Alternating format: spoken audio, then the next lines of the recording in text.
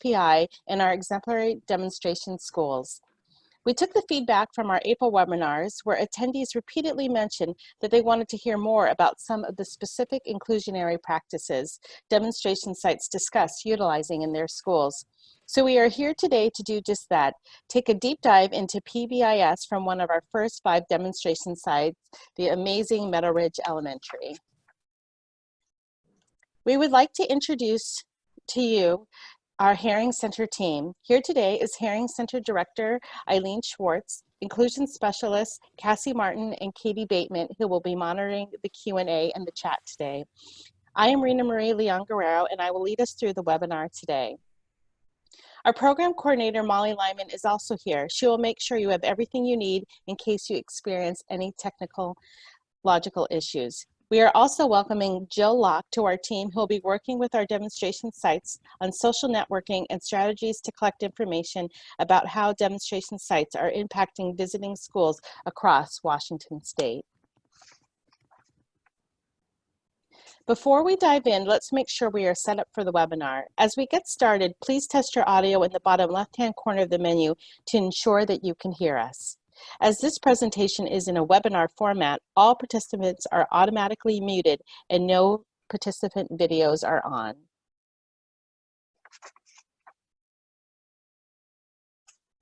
Thank you for sharing comments and ideas in the chat.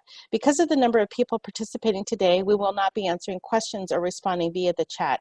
If you'd like our presenters to answer a question, please use the Q&A feature instead. We will have time for Q&A throughout our webinar, and we'll be reviewing ideas in the chat to do our best to incorporate them into the presentation today to make it as interactive as possible.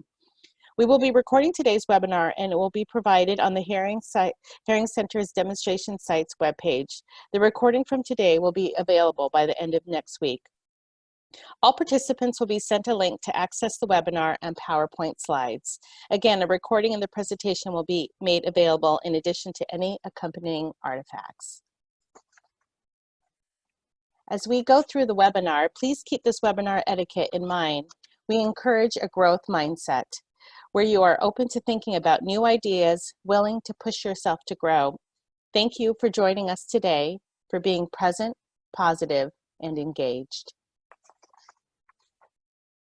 Let's practice the chat. In the chat box, please share what you hope to learn about PBIS that you can take away and positively impact inclusion in your schools. We'll be able to reference this information later, and it will be useful for us in future planning. A friendly reminder that if you have any questions, we'll do our best to monitor those, and you can use the Q&A.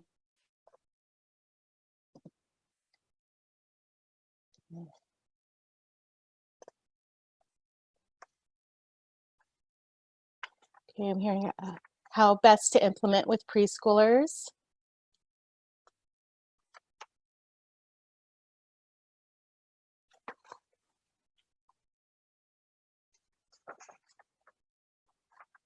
Oh, and implementing with middle schoolers. They only get older. How to create adult buy-in.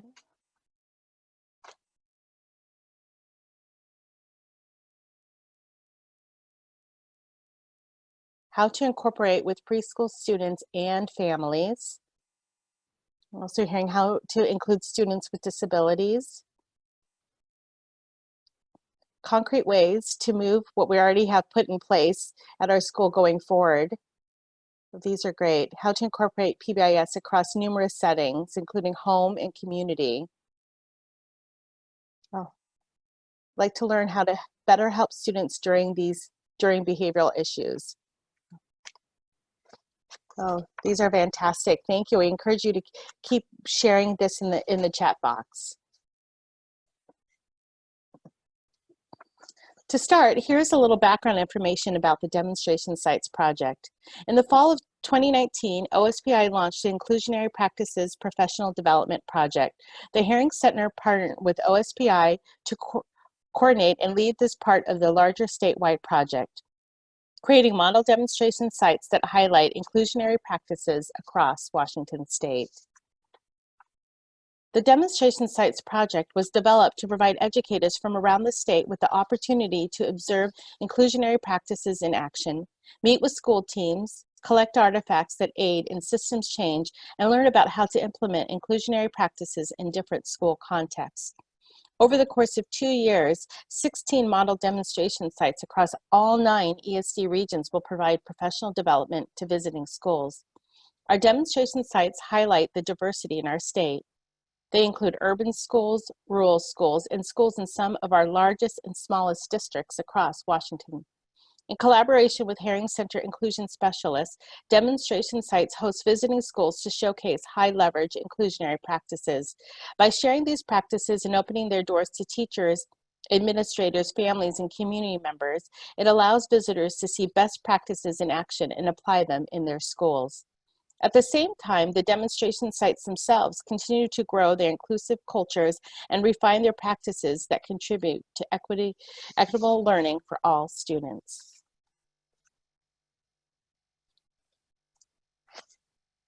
There are some founding principles that drive our model demonstration sites work. To start, in every school there are things that are working well. In education, we have the tendency to examine the problems associated with our practices instead of examining what's working well, why it's working well, and how we can use that information to make things better. This asset-based approach is a productive way for schools to leverage their strengths to become more inclusive. Also, inclusion is not a special education initiative, but a shift in culture, philosophy, and teaching practices. If we simply change the way we deliver special education services without considering the culture of the school or how all students engage in teaching and learning, we will never make the changes we need to truly impact student learning. Through the course of our webinars, you will hear from demonstration sites that are doing extraordinary things. What is exciting about these schools are that whether they are in year 1 of their journey or if they are 6 years in, they all have plans for continuous improvement. They recognize that as new students enter their buildings and as they collect more information about the best ways students learn, that their professional practices need to reflect that learning. Demonstration sites also know that engaging stakeholders in the reform process is a critical component to making and sustaining changes. When stakeholders are involved, there is a higher likelihood that schools will adopt and implement inclusive practices. Our demonstration sites showcase close partnerships between school leaders and teachers engaging in true distributive leadership, learning, making decisions, and moving forward collaboratively. We know that there are systems in place in some districts and not others. However, learning how demonstration sites have implemented high leverage moves can have wide-reaching benefits. We just mentioned the importance of distributive leadership and stakeholder engagement, but would be remiss if we did not mention the importance of innovative site-based leadership to support this work. Our goals for the Demonstration Sites project are both simple and complex. We want to make sure that when school personnel or teams visit demonstration sites, or in this case, hear about specific inclusionary practices, that it provides a transformational learning experience. To do this, we are studying and implementing best practices in model demonstration site replication to ensure that our visitors or participants have an experience where they are inspired and leave with ideas for implementation in their own schools. We also want to create peer learning communities between demonstration sites that build professional networks in our state. Through this project, we aren't only impacting visiting schools, but are working with demonstration sites to continue to evolve and change as they learn more about their students and best practices, or as their school culture continues to change.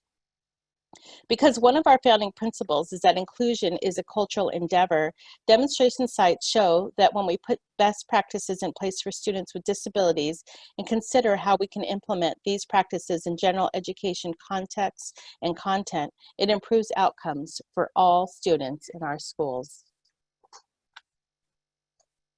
We already talked about taking an asset-based approach and creating a culture of collaboration across Washington state schools.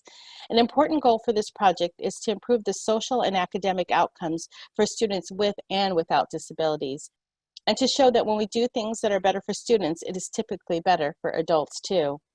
At the end of our webinar, we want you to leave with some key takeaways that you can bring back with you, back to your school team. This will include information, tools and supports you can build, implement, and sustain an inclusive school. We know this isn't exactly the same as being able to see these schools in classroom in action, but are grateful you are joining us today as we share how Meadow Ridge Elementary is using PBIS to impact student learning, student engagement, and school and district culture. In our April virtual visits, our demonstration sites share their amazing journeys toward a more inclusive education for all students. These journeys occurred over a number of years and involved engaging in several high-stakes inclusionary practices. Our inclusionary practices overlap and combine. For our purposes today, we are going to highlight and take an in-depth look at PBIS. So thank you for joining us as we look at PBIS with Meadow Ridge Elementary in Meade, Washington this morning. Before you continue, I invite everybody to take a look at our poll and see who we have joining us today. Teachers, administrators, specialists, paraprofessionals, community-based organizations, parents, family members.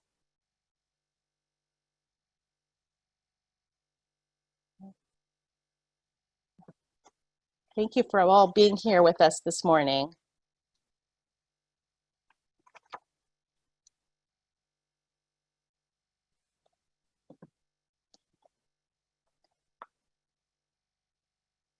We're proud to introduce the team from Meadow Ridge Elementary. At this time, I will hand it over to Principal Chris Backman to introduce his team. Well, good morning, everyone, and I'm so glad you're here. Bear with me as I try to share my screen here.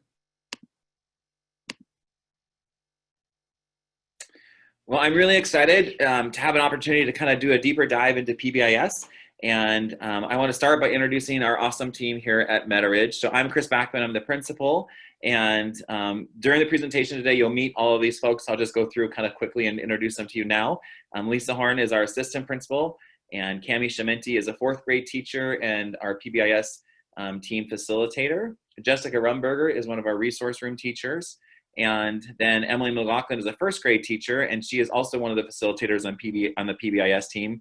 And last but not least, Melissa Olson, one of our 3rd grade teachers, and she is also one of our lead facilitators on our team. So I'm really excited to really just turn this work over to the team and have them share a bit more with you.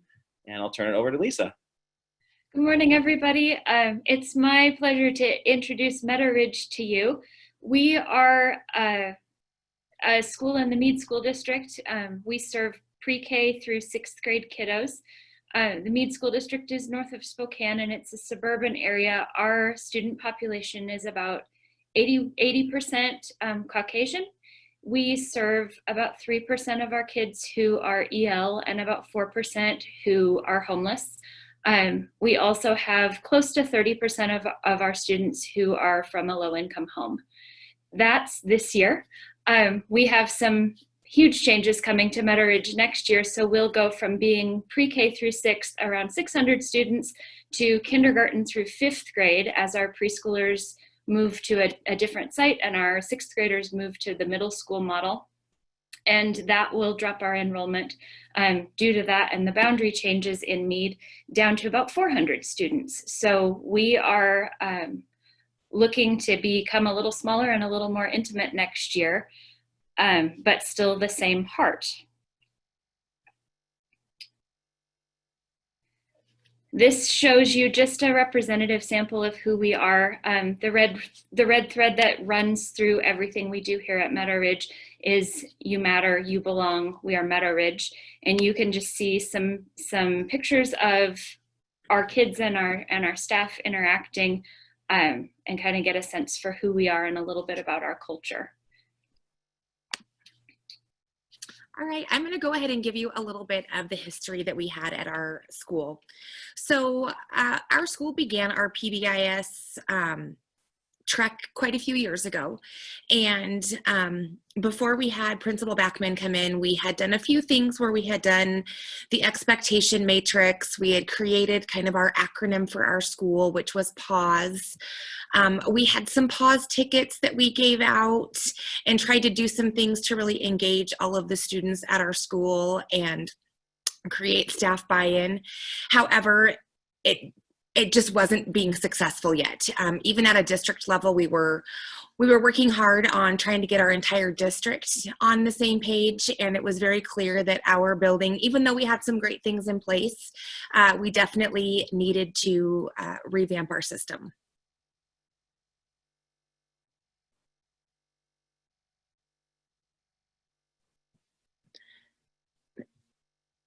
Mr. Backman, unmute yourself. There we go. Sorry about that. So our journey really started to kind of, like Cami said, to relaunch our PBIS system. And a lot of it was based on staff feedback and data about how the staff felt things are at with our school. And I'll get into some more data about that in a moment. And we really set the priority for that first year to really look at developing tier one practices that were very consistent across the school and that were hopefully very effective of what we did as well. So one of the first things I did when I came in as a new principal is I wanted to meet with every staff member individually over that first July and August. So every teacher, parent educator, anyone that worked in the building, I wanted to meet with, and I asked them a number of questions just to get to know them and get a sense of the school. And one of the most important questions for me to ask was, what did they see the area that needed to be changed or needed the most work at Meadow Ridge, so to speak? And this slide shows the data from that. You can see far and away PBIS, or discipline policy, was the number one. Decision-making and communication was a close second, but when I dug into that, often it was related to the discipline policy. And in fact, back at that time, most of our staff couldn't even use the language of PBIS to describe what needed to happen. Often it was couched in terms of kids are out of control, there's not support for student discipline, so on and so forth. And so there was a definite real sense in our school that this was one of the biggest problems that we were facing in my first year.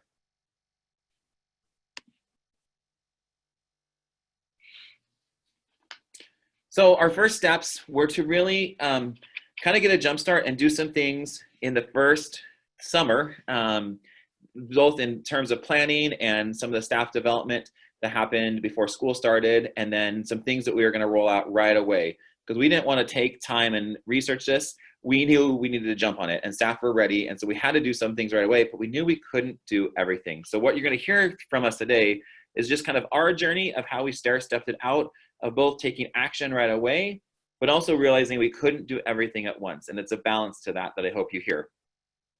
So the first thing we did, based on the staff feedback, is I knew I, as a principal, had to have a system where teachers felt supported with student discipline in their classrooms. So what that meant for me was that we did not have a system to look at data for discipline, because there was no data system, there was not a consistent office discipline form. I think it's one of the things that really frustrated teachers. So I worked with a team to create, first year we just had one form. We just had an office discipline referral, or we call it a major referral form, which is the form on the left-hand side, the white form there. And we aligned it to SWIS, the school-wide information system, which we contract with. It's a small price to pay every year, and we get really good data to look at that. And then year two, we decided to implement a minor referral form, which is the pink form there that you see. And the idea behind the pink form was just another way to track data. When a teacher or a staff member completes a minor form, it is just used to document what intervention they took. An administrator is not going to meet with that student. It's just a way to track it. But the nice thing with this is often our teachers will talk about the students that maybe take a little bit more energy to deal with in the classroom, but their behavior doesn't necessarily always rise to a major referral. And so that has really helped us key in on some of those interventions that we need to provide for those students that maybe aren't getting a major office referral, but we can track the behavior data a lot better with those minor referral forms as well. And then this is the underline. We're going to end with talking about some of our SWIS data. And so it's so critical to me, and when I explain this to the team, of having this data system to both inform our practice and how we move as a PBIS team to address certain areas of the school, but then also to see, is what we're doing working? Are we seeing results? And so this is a key factor in how we collect that data. All right, so we decided as a team, like Mr. Backman said, we met in August and reviewed a few things and decided what our beginning of the year focus was going to be as a team. And we revamped what our PAW looked like. We wanted to make sure that we had signage around the school. We decided that in August, when we had our back to school days, we were going to have some specific things laid out that we wanted teachers to do, but our goal was for it not to be overwhelming. Go ahead, Mr. Beck. Perfect. So these are a couple of the things that we decided to hand out to our staff back in August. The first one there on the left was we had a cluster of lesson plans that we gave out to our staff that were common expectations throughout the building. We had common expectations for the hallways. We had common expectations for bathroom, for the cafeteria, for any places where all students would potentially be. And the idea for this was to start to get our staff to use the same language so that regardless of where the kids were, they would have the same set of expectations. And so as you can see there, we broke them out into safe, responsible, and respectful. And those were 3 of the little paws that we had for our building. The second thing we did is we decided to use a voice thermometer. And this was really in regards to a lot of the feedback that staff gave in terms of volume in the cafeteria, sometimes the volume of classes passing in the hallways. And so again, just to really encourage that common language, these were the first beginning steps that we handed out to each teacher. And the expectation for teachers was that within the first 2 weeks of school, whenever it fit in their schedule, they would go over these things with students.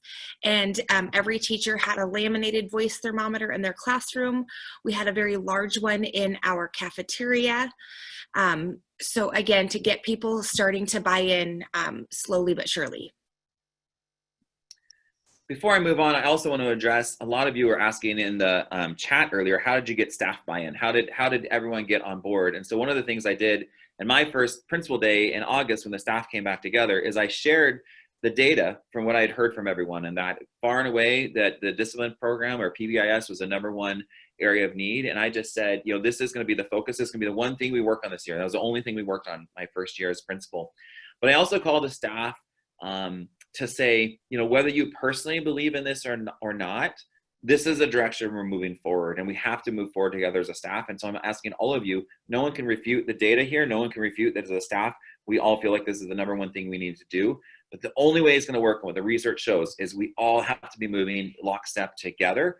And so I explained that we would be creating a team that was representational so everyone could have a voice at the table of what we were going to do. But once a decision was made, we were agreeing as a staff to move forward in a united front. And we've continued to do that over the last 3 years, I'm really proud to say.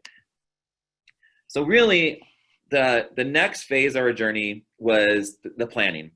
And between September and December of that first year, our PBIS team worked feverishly to get some really key factors of our PBIS program in place. And so I am going to turn it over to Cami to kind of start sharing some of those ideas.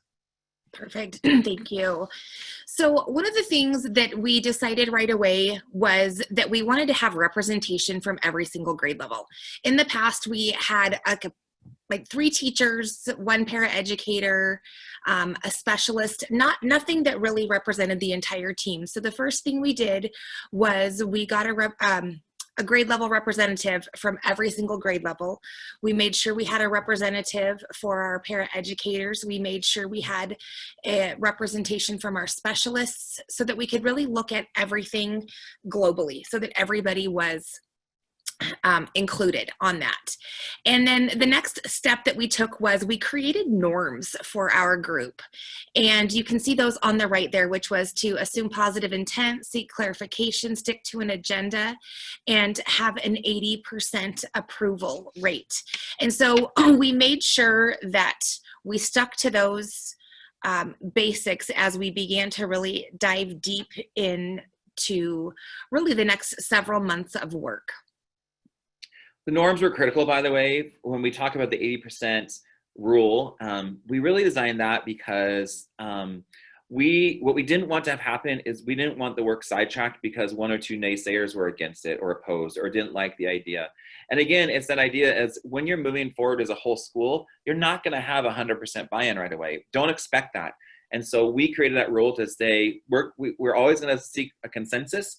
But when we don't have it, we're not going to let one or two hold us back. We're still going to move forward. And if we move forward, if you're one or two that are opposed to it, you don't get to stay opposed to it. You have to buy in with what the rest of the team is doing. And I, as a principal, watched faces just light up because our team had been bogged down so often in the past of disagreements and things that would just slow everything down. And so this just allowed us to move forward through that with ease. Yes, absolutely. And you can keep it here, Chris, but definitely, I think for some people, even just knowing that there was a process that we went through was very calming. That was like, okay, at least there's a process that they're using that I can do. Yeah. And then one of the other things we did that was really critical for me is really developing teacher leaders in this portion. And I want to emphasize this a little bit because I know there's some administrators in here or teacher leaders that often when I get asked about our PBIS system, they often ask, how do you do it all? The reality is if you were here at Meadow, you would see I don't do it all. I hardly do anything as a principal because I have an amazing team that's really created some amazing systems in place. But it truly started right away. My first year of identifying those leaders, Cammie had been already really involved in PBIS before I got to Meadow Ridge. And just actually the first day I met Cammie, I said, hey, you seem really invested in PBIS. Do you want to be the PBIS team facilitator? And she had this look of shock, like, what are you even talking about? What does that even mean? And I explained to her, as a principal, often I'm the least reliable person in the building because I can get pulled out for an emergency or a district meeting or an angry parent or you name it. And I need someone that I can rely on that the team meetings will still go on whether I'm in the room or not.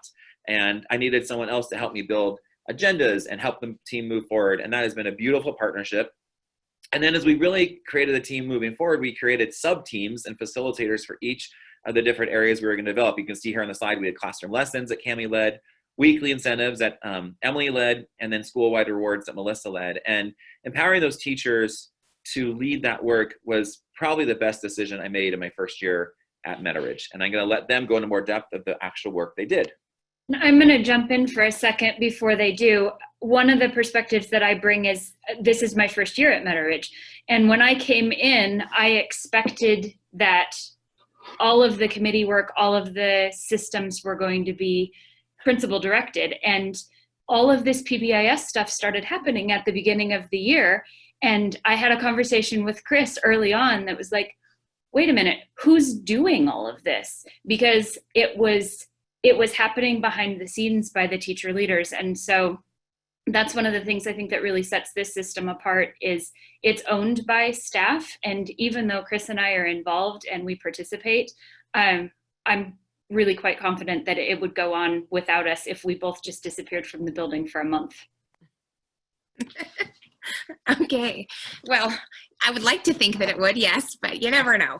But one of the first things, so I was in charge of monthly lessons, and it was not just me. So when Chris says there were teacher leaders, there were, and each of us had 3 or 4 different members of our PBIS team, and so we all worked together to achieve one goal. And so my team's focus was on lessons, and we wanted to make sure that, again, going along with that idea of common language, we wanted to make sure that we had lessons that teachers could use every single month to teach their kids what the expectations were. And so you can see there on the screen, there are 5 different lessons. Again, our acronym was PAUSE, which is practice responsibility, always do your best, we are respectful, and safety first. And so we started with what we called all paws on deck, which was really just teaching what they all mean. And what I really loved about this was we had, in the past, before we launched this, we had also used character counts at our school. And we had some teachers that really liked that system. So we were trying to come up with a way to kind of marry both systems together. So we found some video resources for each of these areas. Knowing that we had kindergarten all the way up through 6th grade, we found some great online books where there were stories that kids could have read to them aloud that directly related to these lessons. And when everything comes together, teachers were given these in their hand, and they were given a digital copy as well, so that they could just click the links to get what they were looking for. And so, like I stated previously, we started out the year with just some common lessons, common school lessons, which was our cafeteria school, our bathroom school, bus school, recess school. We decided that we wanted to have specific teaching in each of those areas. And so when we first started, because it was brand new, it took a lot of time. We did 3 30-minute blocks for each of those areas. And you can kind of see there, after doing lots of reflecting after each one and processing as a group and processing as a staff, we kind of changed those as the years progressed. So come year number 2, we really shrunk it down into 3 10-minute rotations, all on the same day. And we started out doing it in September when the kids came back to school. And then, as we all know, after we have long breaks and things like that, sometimes rules and things seem to get forgotten. And or here over on the east side, we have snow also. So there is a whole different set of expectations and rules that go along with having snow at school. So we would revisit them in January once the students returned back from break. And then in year 3, we still continued to look and see, gosh, what did we need? Where did we need it? So we got even more specific, but again, tried to minimize the amount of impact and time that it had on the actual classroom. And so this year, for year number 3, our cafeteria school was fantastic. It was actually taught in the cafeteria during lunch. And then our bathroom school was taught by individual teachers. And then our arrival and dismissal was something that we're still trying to streamline that process and doing some specific lessons for that. And then as a team, we've already began talking about what lessons are we going to have to teach next year with this COVID situation, school closure. That brings a whole different set of expectations and things. So that's something that as a team, we're already starting to think about, and how can we wrap that into our all school teaching, our PBIS lessons, and so forth. And something to add there that we did to make it more manageable for time, as well as common language amongst the whole school, was we taught cafeteria school by grade level band. So all kindergarten listened at the same time, all first grade went at the same time together, and so forth. As well as recess school, for example, was taught by our recess paraeducators, so that the kids heard from the people in that setting the rules, and that continued throughout the whole school year, just so that everybody heard the same language. One person or one group of people taught each area to the whole school. Thank you. Such a great addition, Melissa. Yes. And these are really important to us because we knew from the research of PBIS that we had to establish clear expectations, and then we had to teach those expectations to our students. Not just tell them, but teach them. And that's what this has really tried to be focused on. And that's why the classroom lessons have been so critical for teachers as well, because we wanted to support them with that. But then that moves us, if you're ready, Cami, can I move to the next slide? Yep. To what we were really excited about, which was really reimagining our incentives. And so I'm going to kind of give the 10,000 foot overview of what we did and what we currently do. And then we're going to go into much more specifics about this. But really, when we started the first semester, really September till December, we had the teaching in place, we had the expectations in place, we had a data system and referral systems in place, but we had nothing for incentives. And that was kind of killing me as a principal, I'll be honest, because I really wanted to make a really positive school shift, and a new incentives, if done well, could do that. And so what we came up with was pretty amazing, and I really give the credit to our team. We created a system using PAW tickets that so many schools are familiar with, and there was 3 ways for students to be recognized: in the daily recognition, weekly drawings that were randomized, and then school-wide prizes. And so it's so exciting as a principal to be able to share this with students and families of the ways students get to be recognized in school. And there was a lot of thought and some heated discussions about how we were going to do this. The one thing I will say as a principal, and because I just think you need to hear this message throughout, is I had been in a school previously when we had done PBIS, and we had done monthly drawings and had a reward kind of once a month for students. And that was a lot of work to put together and to pull out.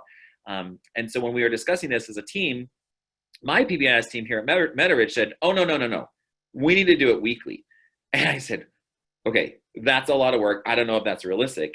And I tried to push back on them, but I knew I had to really let them make the decisions, because if I was asking them to lead, I had to let them lead. And so we did. And that was probably, again, one of the best decisions I made, because we've been able to maintain weekly drawings, and it is one of the coolest things at Meadow Ridge that we do. So with that, I will turn it over to the team, and they'll go into much more detail about what we do. As Chris mentioned, we reimagined the pause tickets. And so there's a couple of visuals here that I wanted to go over. The first thing is the pause ticket itself. Obviously, we needed student buy-in, and we needed to create an economy of tickets to create that buy-in so that they held meaning to the students. I had been in a previous building where they were given out very liberally, which consequently created the students didn't have as much buy-in. They didn't mean as much because they were just thrown like confetti. And so our first way, or one of our first tasks, was to figure out how do we create that economy of tickets. And what we had settled on as a team was each classroom teacher and every other adult in the building gets 32 tickets a month. So 2 sheets as shown there, labeled with that adult's last name, so I know who distributed it. That roughly is about 1 to 2 tickets handed to a child from each adult every day. And so they're color coded. So you can see there, each classroom teacher for each grade level has its own color, and then administrators and specialists have a color, and paraeducators have a color. So in our building, most grade levels have 3 sections. So we would have 3 classroom colors, as well as the specialist and administrator or paraeducator colors. So there's 5 ticket colors. And that was a way, as we'll get into later, how we ensured that every student was able to be recognized and honored, and making sure that our randomized drawing targeted every student. So every student had the opportunity to feel success and that reward. After students were handed a pause ticket, there's another level of recognition where they're turned into those grade level buckets. So we were recognizing students by grade level, and it's amazing to see the student buy-in and their excitement just to earn that pause ticket. So anytime that they're showing pause behavior, especially if we did one along the monthly focus, like Cami had shared about, you know, great job, Sammy, you were practicing responsibility, here's your pause ticket, and everyone in the classroom environment is excited and celebrates with that child. And then they'll later turn it into a grade level bucket.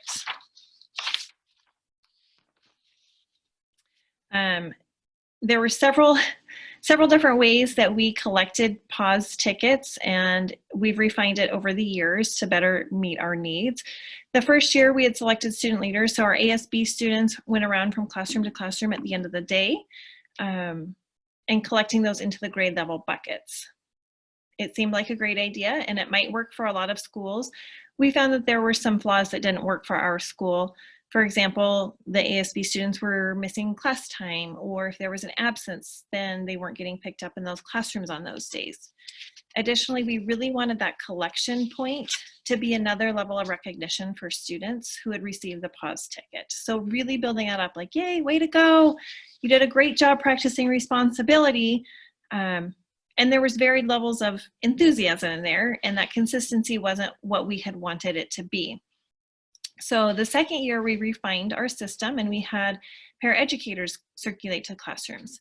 While it improved our system, there were still some problems with consistency or disruptions in classrooms, or if a classroom was at the playground for an extra recess or in a specialist. There were just some instances that weren't as seamless as we had hoped. It did help improve our level of celebration and honoring our students who had worked hard to earn a pause ticket, but we still wanted to refine that system a little bit further. So for year 3, we streamlined it, and students, once they receive a ticket, they walk it down to the office, whether immediately or at the classroom teacher's discretion, oftentimes like before a natural transition, going to a specialist or to a recess time, and turning it into those grade level buckets at the office. What works well with that system for our building is that it's consistent. Our office staff knows that this is a level of celebration and excitement for our students. So at that point, when they turn those in, they receive a pause stamp on their hand, which works to layer in parent recognition. I know as a classroom teacher, I've had numerous parents reach out to me so excited when they see that pause stamp on their hand of their child coming home. And it's another cause for celebration when they get home. Great job doing, showing responsibility today at school. We're so proud of you. So we're building in those layers of recognition and acknowledging students for their positive behavior during that time, as well as building in the parent communication with the pause stamp. And I'll just jump in there as an aside with the pause stamp. Sometimes when you're building a system, you stumble into things that don't work, as you've heard has changed over the years. And sometimes you stumble into things that work way better than you expected. And when we were first designing the pause rewards, we were trying to come up with a daily reward that was manageable and affordable that we could do. And we started with the pause stamp thinking, well, that's cheap. We can buy an easy stamp. And until we figure out a budget with PTO or something like that, maybe we can find pencils. But what happened is the pause stamps took off, and it made it such an easy tool to communicate with families because kids, especially young kids, weren't losing a slip of paper or anything else. It was so easy to see that pause stamp on the hand. And at our conferences and back to school nights and things like that, we really communicate with parents. When you see that pause stamp, make sure you ask your kiddo what they did at school to earn that. And so it's a great way for teachers and staff to communicate with parents without having to send an email or a phone call, which makes it so much nicer. And then the kids get to earn how they tell their parents what they did. And I'm just going to jump in really quick just because I saw in the Q&A they were asking who's responsible for giving that paw, and the ladies that work in the office are giving that paw. But there's also the expectation as teachers that we don't send students down like at the first part of the day and at the very end of the day also. So we've also worked with our office staff in recognizing and respecting some of their busiest times.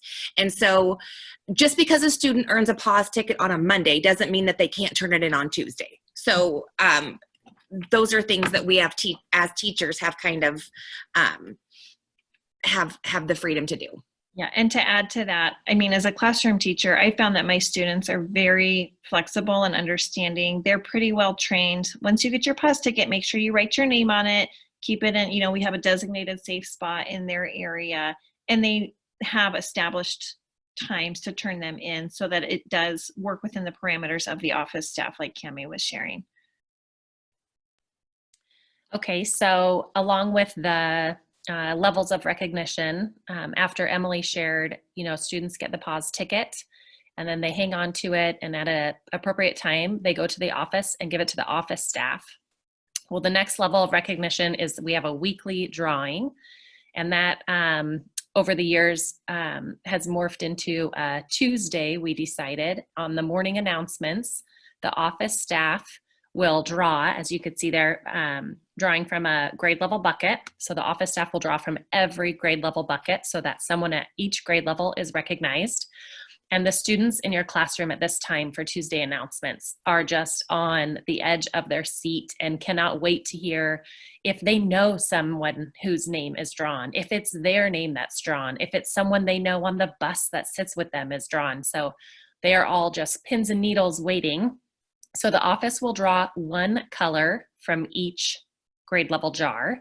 So the opportunity for more than even one peer from your classroom is a possibility. And the next two pictures there, the middle and the one on the right, is how the office tracked. So the kids think it is very randomized. However, we tried to make sure that we recognized all students. So even those behavior students who rarely may be recognized in the past for a paw, if the office staff has seen that, you know, I've drawn multiple kids from the classroom and poor Sally hasn't had her name drawn yet. And I think her ticket's in here, or the teacher has shared, you know, Sally has a ticket in there this week.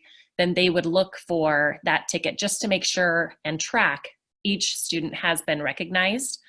And then she just writes it on a separate sheet, which is the one on the right, so that she has a very clear and quick flow on the Tuesday announcement so that it doesn't take up so much time, and just announces just quick. Second grade, these paws were drawn, name, name, name. Third grade, these paws were drawn, name, name, name.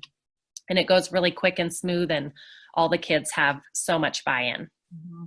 I'd like to just jump in and give a quick story about one of my tier 3 students, because he is he was self-contained in my classroom as a resource room student, and he was also on an alternate schedule with a one-on-one paraeducator.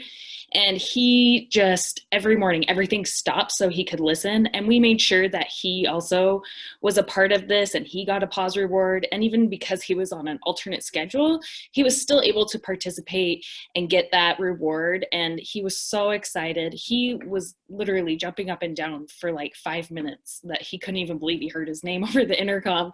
And even when he heard other people that he knew, because he had a sister and friends at school, he's like, oh my gosh, I know those people, that's so cool. And so it was really neat to see absolutely every student in our school be a part of these rewards and have buy-in.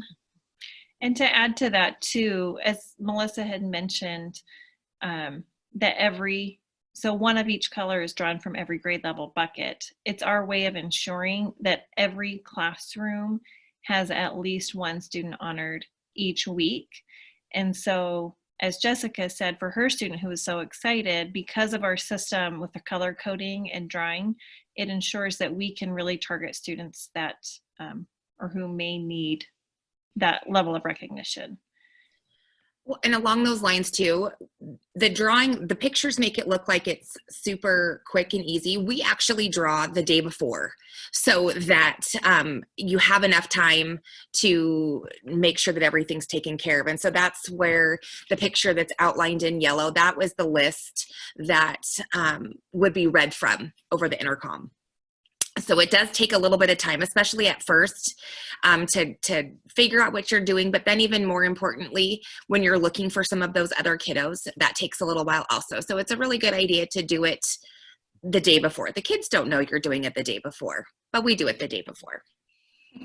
I'm going to answer a question really quick in the Q&A. Somebody asked about tier 3 students. And so that tier 3 student would be tier 3 considered behavior-wise on your PBIS chart, and who has the most needs in our school. And so that particular student had a behavior intervention plan and had a lot of needs behaviorally.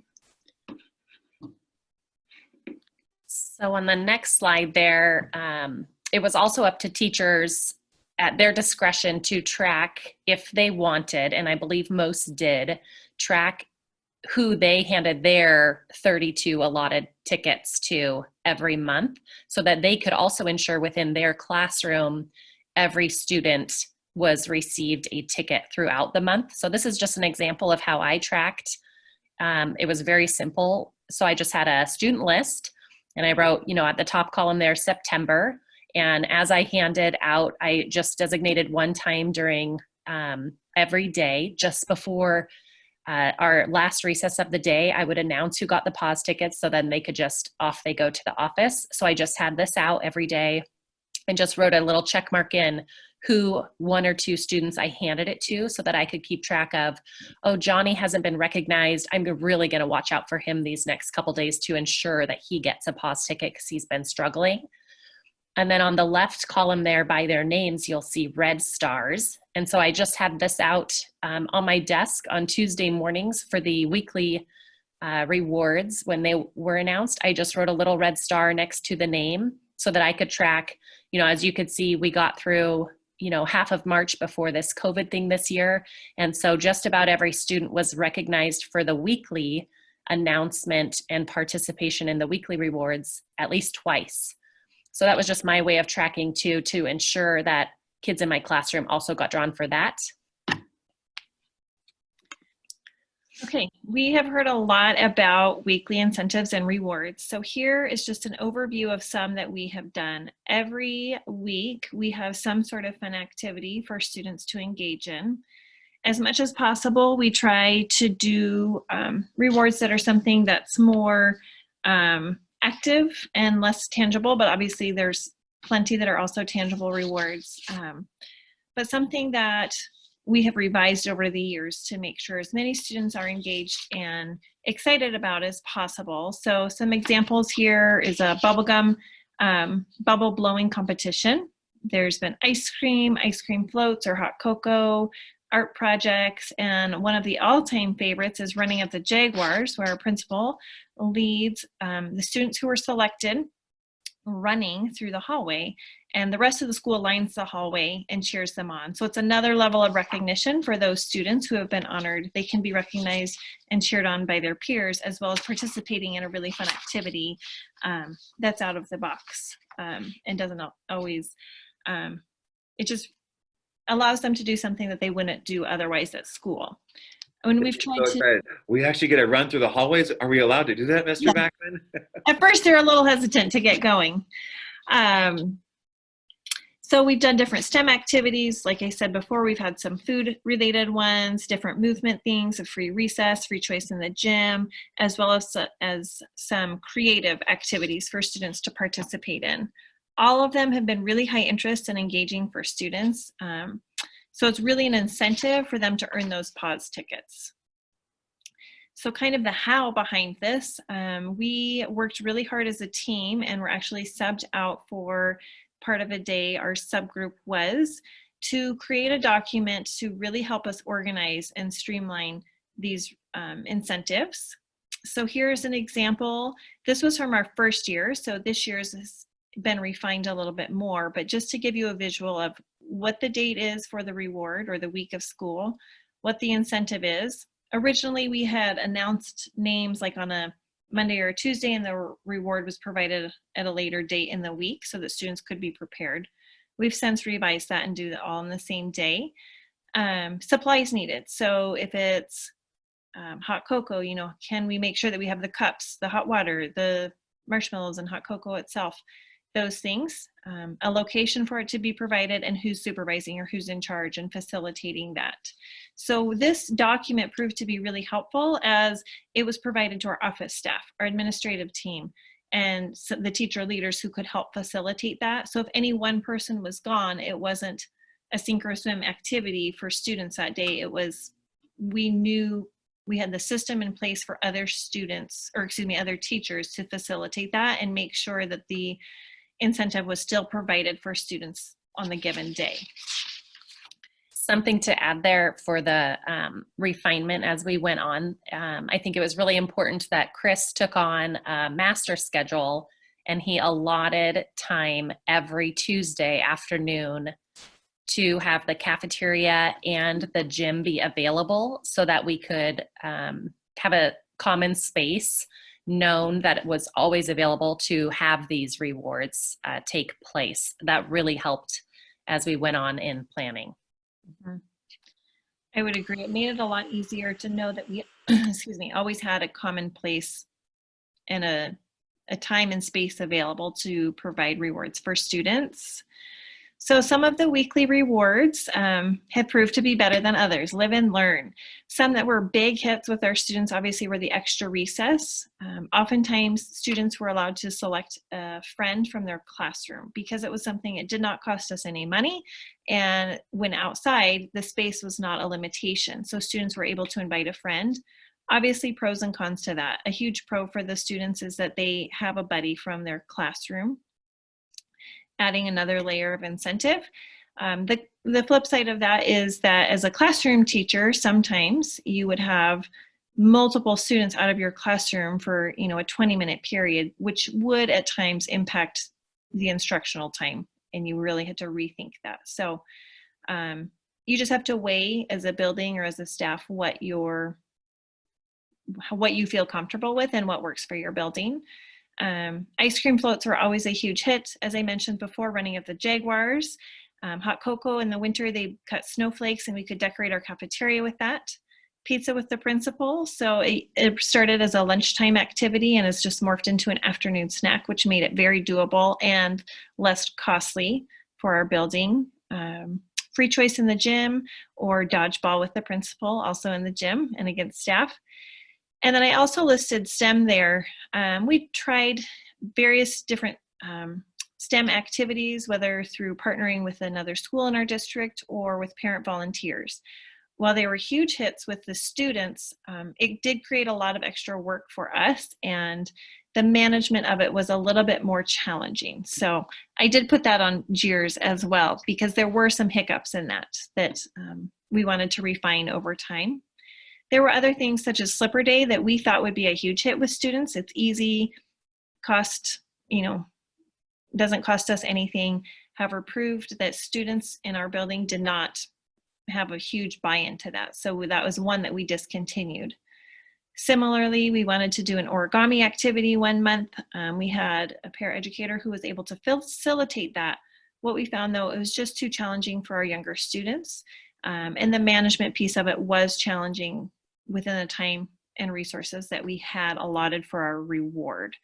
So it is definitely a live and learn. We've also since refined it. Rather than doing a different reward each week, we do the same reward for the entire month. Because of our randomized drawing, it is different students who receive the reward each week. Therefore, it would not be a repeat of a student because we track our randomized rewards. So here it shows some of those refinements that I spoke of. Another example is because they were provided on different days in the first year, we had passes. So you can see there with the little SWAT vehicle, half would go home as a level of parent communication, and half would stay with the student. So that was like their ticket to admittance to the reward. That was something that we just found to be too cumbersome and too much to manage. So we streamlined that by obviously getting rid of it, but also when we provide the rewards on the same day, there's no longer the need for that. The other thing is the first year we had really extravagant rewards and they were incredible. Some better than others, obviously. For example, here we had the SWAT team from our local police department come in and give a demonstration. It was an incredible reward for students, as well as a wonderful experience for our police officers who were able to come share and have that community involvement. However, it's not something that we're able to do each year with various resources. Also, if you do have the SWAT vehicle in front of your school, it might be a good way to good idea to let your families know that everything is okay, but it's a positive experience for your students. The buy-in for that was incredible, though. The other thing, like Melissa had mentioned earlier, we built in the time into our master schedule, which has created just a real ease of operation for our building to know that it's this established time and place for the reward to be provided. Another refinement that we've made, in the bottom there, you can see our pause poster. So that is provided to every classroom teacher and now posted in the classrooms. When names are drawn on Tuesday mornings, students in the classroom are able to sign their name, and that provides another level of recognition for students who have been drawn, but also is a reminder for classroom teachers come afternoon time, oh yeah, so-and-so was drawn, go ahead and go when the announcement is made to, send students down for the reward. With that is a great system too. If there ever is a guest teacher, and you're out of the building for the day, the students are so well trained that it is a great way for students to sustain and know the system and not be dependent on the classroom teacher being there for it to be effective. Okay, we are to the collection of those. I saw someone in the chat had a question. How often do we empty those grade level buckets? And we empty them at the end of every month into this jug that we have hung on the wall. We thought really hard about where should we display this jug, and we decided it should be in a common area so that it could be seen by all students every day, as well as our community. So we decided to hang it in the cafeteria, which is where we host, for example, donuts with grandparents, open house. Some parents will walk through there as they attend and join school events. So this was a common area where it could be seen by not only school members, but community members as well that enter our school. So we have this jug, and as I said, the PAWS grade level PAWS jugs are dumped into here at the end of every month.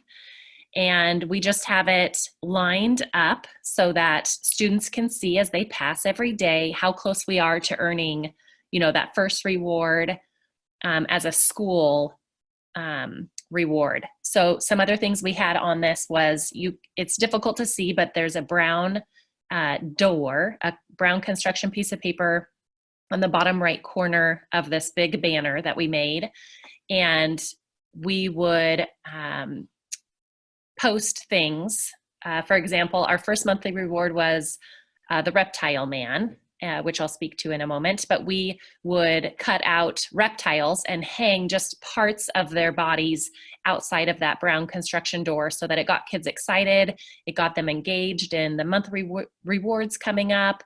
Look, our PAWS tickets have been poured in. We just need a few more in there. We can earn them. Look at the animals that are here behind the door. What could it be? And it got them talking and starting conversation. The next slide there is just some ideas that we used and implemented. A Reptile Man, and as soon as we had Reptile Man, it was buy-in from everyone. It was super engaging. It was really exciting. Kids got to go hands-on. Some paws were drawn specifically to be pulled up and have intimate interactions with the reptiles, as well as community involvement. After school, the Reptile Man hosted an evening concert or assembly, and so community members were invited as well. So that was another level of community involvement. Radical Rick is a science guy, and he is known because he is on the news weekly here as well. And then we started to think about cost. You know, all these things are a lot of money to have somebody come into your school. So then we got creative and thought about what are some rewards that could be as engaging as those types of things. So we made whole school bingo, which was a huge success. Took a lot of planning, but that was a huge success, a very little cost. Whole school board games, whole school movie and treat. So another community involvement there was a local cinema. We reached out to them and they donated popcorn for that event. And Birds of Prey was another. And then the next slide is just a closer up picture of, you know, there's the kiddos for the Reptile Man who got to come up and hold that snake. Those kiddos' tickets got drawn to have that experience. Whole school bingo is the top right there. And on the bottom there was Radical Rick, the science guy. So as we move into the next phase, you've kind of heard everything we created. I wanted to offer a chance to have a little bit of interaction with the participants today. And so if you want to answer this in the chat, our questions for you are, what are some things, some components of PBIS practices that you already have in place at your school? Or what are some ideas that you've heard so far today in the webinar that you feel like you could take back to your school or share or modify in your own school? So feel free to add those to the chat. What I'm going to talk about now is kind of how. You've heard about the what, like what our program was. And probably a lot of you, if you're like me, are thinking, that sounds great, but how did you get your school to do all these things? And so we want to spend some time talking about that. As I said earlier, our team spent a lot of time planning out between September and December how to launch these things. And I had a very motivated team. In fact, in the beginning of the year, we had monthly meetings, as most teams are scheduled. And in our first September meeting, they said, we can't wait another month. We need to meet next week. And so based on their prompting, we met weekly for a while. And finally, I had to cut them back to say, no, you guys need to have some more prep time in the morning. We can only meet twice a month. But that was just their level of enthusiasm. We also took a day, I think someone mentioned it earlier, where I took release time and subbed out the entire team. And we went off campus. We got a room at the district office. And that was a really powerful day to get a lot of work done. Sometimes it just takes some investment and some time for people to have some clear thinking to really power through the work. And that's where a lot of the planning happened for how we were going to roll out this work. All right, so we decided as a team the best way to have staff buy-in was basically to have everything done for them. So when we came back in January as a team, we truly had tried to think of absolutely everything for teachers so that there was nothing that they would have to do. So we had we had a staff meeting, and each teacher was given a Ziploc baggie that had their pause tickets in it, cut out, ready to go for them. This picture that you can see there is every teacher got a notebook, and in that notebook the first page was our PBIS, the nuts and bolts. So basically, if you ever forgot what you're supposed to do, right there it specifically tells you everything that you could do. It even gives you ideas about what to do in class. For example, in my class every day, I had a look for, where I would tell the kids, today I am looking for students that are transitioning quietly. That's how they're going to show me that they are practicing responsibility.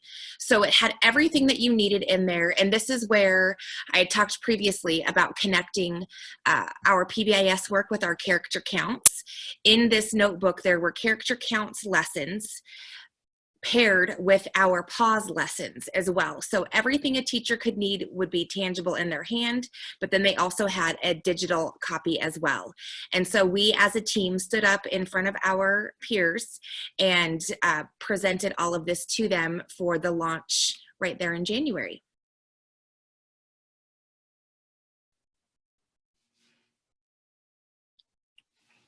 So buy-in for all. Was there pushback? There absolutely was.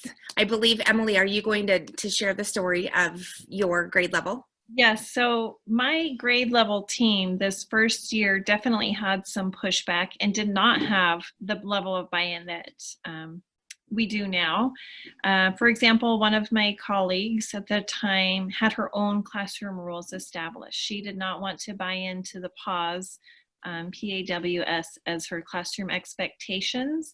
So it was lots of conversations on a regular basis with her as far as, well, when you look at what these are, they really do follow all of your classroom rules and expectations. And as our system grew and she saw the student level of buy-in and excitement, she was more quickly to come around and using the common language that we had adopted as a school in teaching those expectations and monthly lessons and whatnot. Similarly, another grade level colleague of mine that year didn't like that it was a limited number of tickets. She wanted to be able to provide more. She essentially was using that as her classroom management system. And so again, it was conversations about this is a school-wide system and you'll still need your classroom management system in place. Since my team has changed, but also we've developed different ways classroom management systems can mirror or support our school-wide system here. Similarly, as I mentioned before, as student buy-in and excitement grew and grew because of our rewards and incentives, teachers really did buy in quickly and come around quickly because the evidence of student behavior was undeniable. Perfect. So along those lines, Emily really talked about it also, is we definitely were open to feedback all of the time. I think that was probably one of our greatest successes, was that we as a team were constantly meeting still and listening to staff feedback and deciding what feedback we wanted to let people just maybe vent or be frustrated or wait and see, and what things really did need to be problem solved and fixed and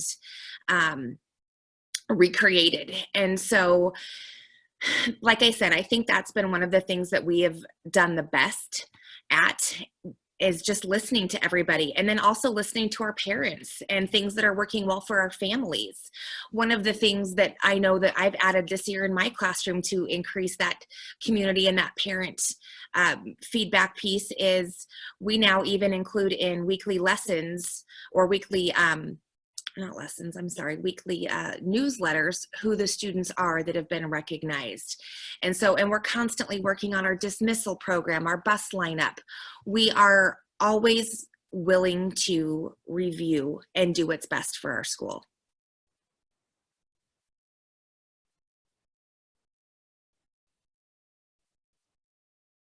You're muted, Emily. Thank you. As Cami mentioned, we're always looking at that data and looking at ways to improve and meet the needs of our school and community.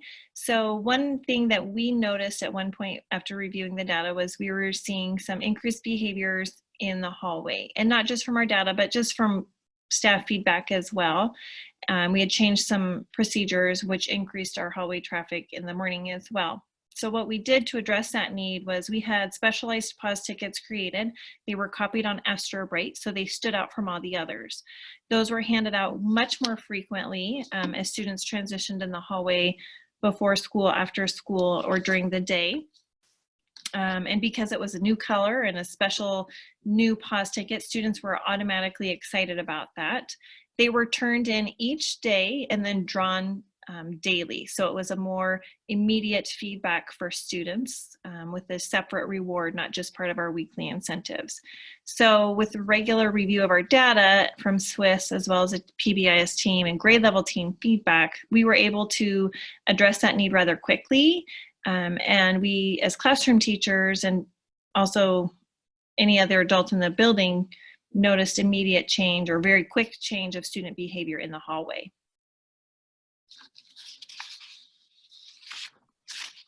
So all this is great, but what does the data say, right? And what is our, what have the results been for us? So I want to quickly run through some data. The first thing that is hard to quantify, but I hope you've heard throughout, is that our students love, we call it Jaguar Pride. They love pause and getting pause tickets and being engaged in their rewards. Whether they're a kindergartner or a sixth grader, the excitement that the kids have when we have a school-wide reward, or one of the weekly drawings, or even just getting the pause tickets, it's very tangible. Teachers, once they saw the results, whether they had doubts or not, really bought in and really took a lot of ownership over it and gave feedback, whether they are on the team or not. Every grade level team had a representative, and so if they had concerns or ideas, they would share that with their rep on the team, and the team member would come back to the PBIS team. And so it's been a very fluid system. I hope you've understood that as we've shared kind of how it's morphed every single year. And then our SWIS data from year to year does show improvement. You can see a little bit of an increase in the yellow and red students last year, and that was really a function of adding those minor referrals last year, because this is looking at all referrals. And then this year, gosh, I'm just so proud of that data and what our kids are done, because you barely can see the yellow and the red for tier 3 and tier 2 students. And that's based on, by the way, that I think it's 2 to 5 referrals in the year is yellow, and more than 6 referrals in the year is red.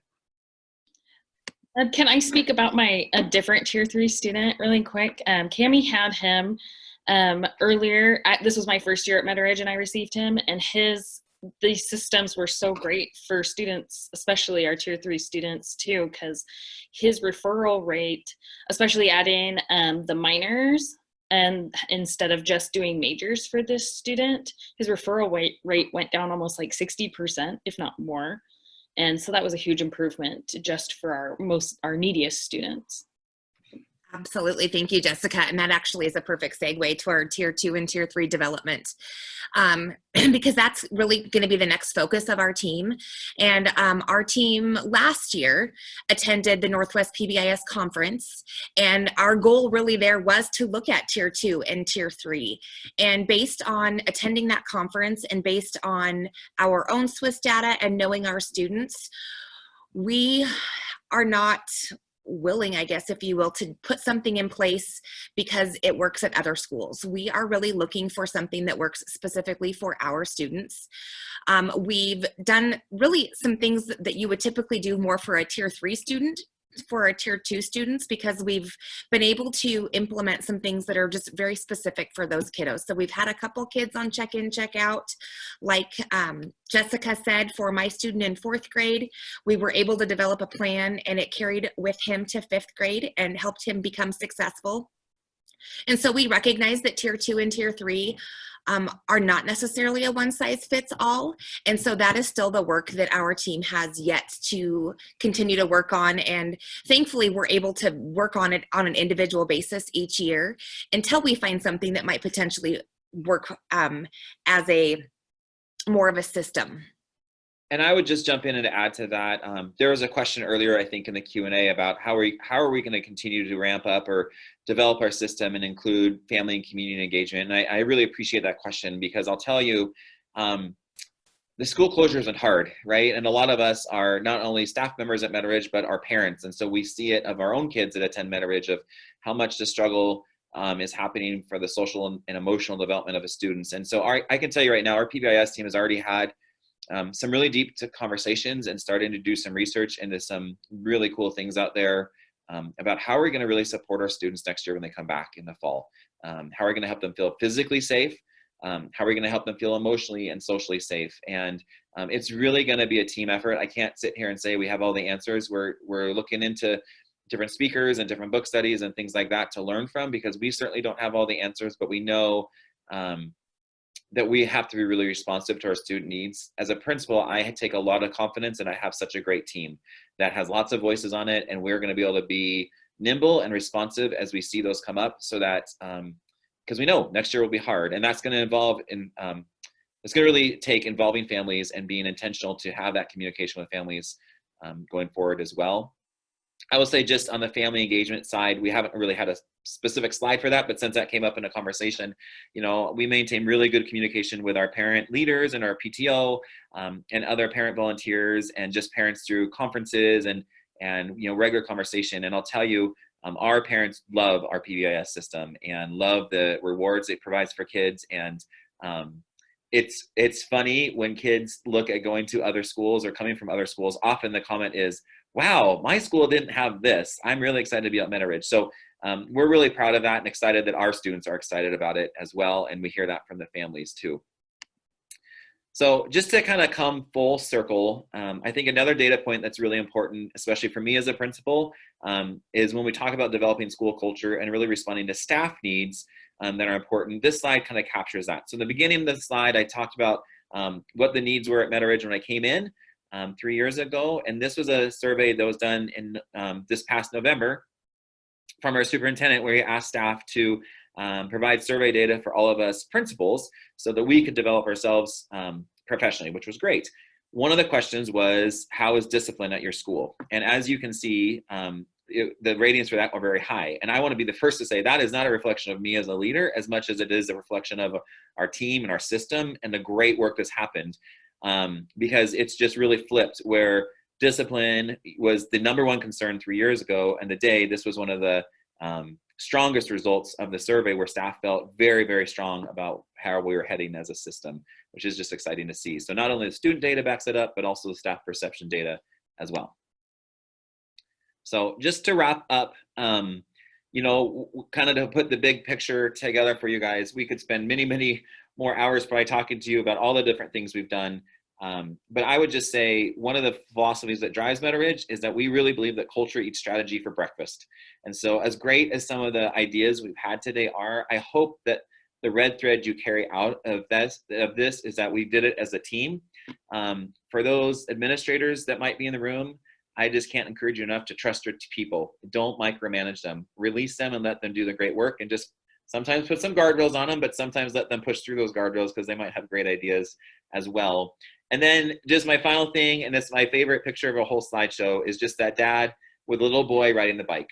I really believe in taking action to develop things. And you're going to learn so much more by getting on the bike and pedaling it and falling down and scraping your knee than just standing there and looking at the bike all day. And I think sometimes in schools, we get in the habit of admiring the bike and talking about what color the bike is and how big the tires are and how do we really put our foot over this, and having debate versus just jumping on the bike and pedaling and falling down and hurting yourself and getting back up. Because we all did it as a kid. We all scraped our knees, and it's okay. Knees will heal. I hope we try to share some humility throughout our presentation today that we did not get it right. We still do not get everything right, but we continue pedaling. And as we pedal more and more and more, we get a lot better at balancing the bike and going faster and further. So if you're at a point of not knowing where to jump in, we would just encourage you to do something. Just jump in, and taking action is going to give you a lot of key feedback and let you move your system forward. So with that, thank you so much for being a part of this today and listening to us. I really want to thank my team. I'm so proud of them and the awesome work they do. And with that, I will turn it back to Rena Marie. Okay.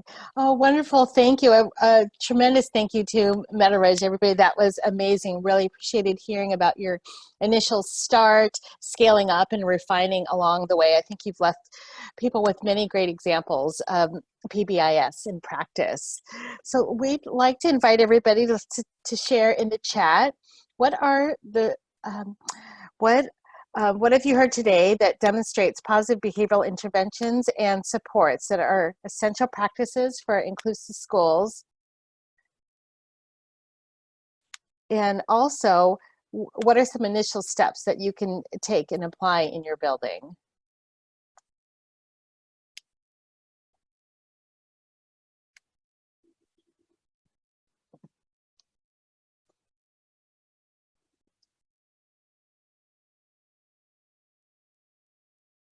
Early in the chat, some people mentioned having a PBIS coordinator, which has really helped with the management at their school, and also looking at the data, empowering and trusting your team.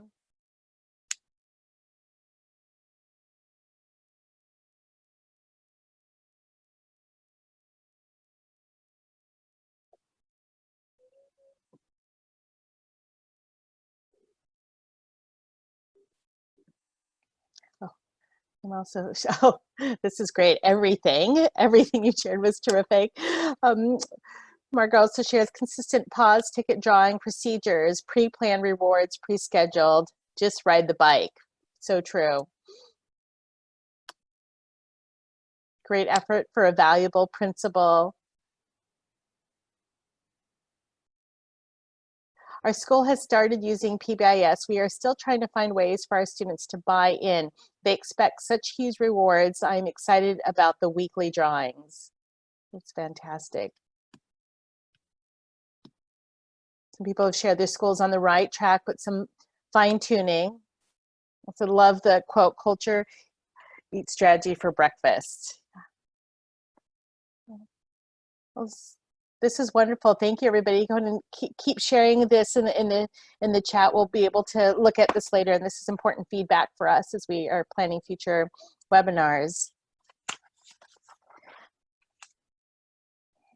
I think our team from Meadow Ridge has done a fantastic job of answering our question and answers live and in the chat. So at this time, we go ahead and move on, and I'd like to invite our participants to join us in a collaborative activity. One of our many goals here at the demonstration sites project is to have far reach across our Washington state. So I'd like to invite everybody to, in your browser, go to pollev.com/UW Hearing Center. We'll go ahead and put that URL in the chat box. Thank you. And then go ahead and put a pin drop on where you're joining us from today.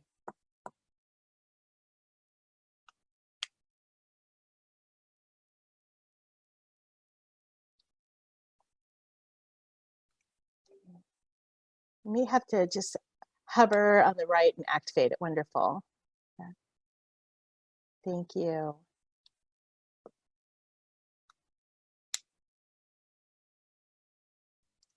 People from King County, ESD 121, over in ESD 123, Franklin County, Skagit, Snohomish, and ESD 189.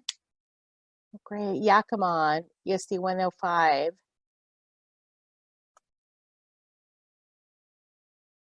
And Spokane, ESD 114 over in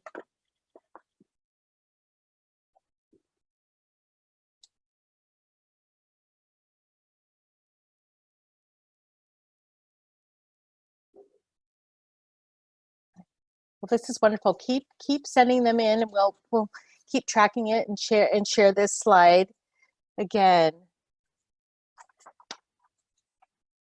To learn more about our demonstration sites project, please visit us at the UW Hearing Center demonstration sites, or you can find more information at OSPI. Both these links will be emailed to attendees. So you'll have that as well.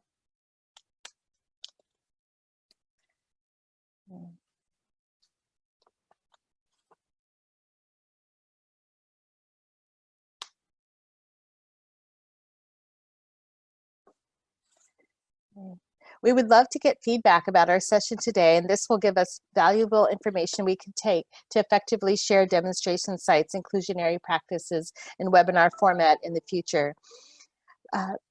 Please go to this link. It'll also be emailed to participants, and fill out a brief survey through Google Forms. The survey is anonymous. Molly will send clock hour forms to those who were in attendance after the webinar. We'd just like to once again thank you to our partners, OSPI and C-STEP, their partnership in this project, and another huge thanks to Meadow Ridge for your inspiring work. Thank you all for joining us today to learn more about inclusionary practices, and for envisioning how you might take some of what you learned today and apply it to your schools.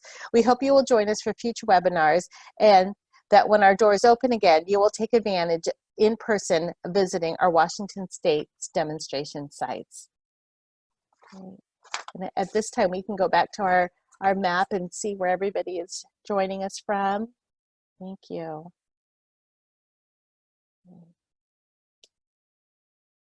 Great.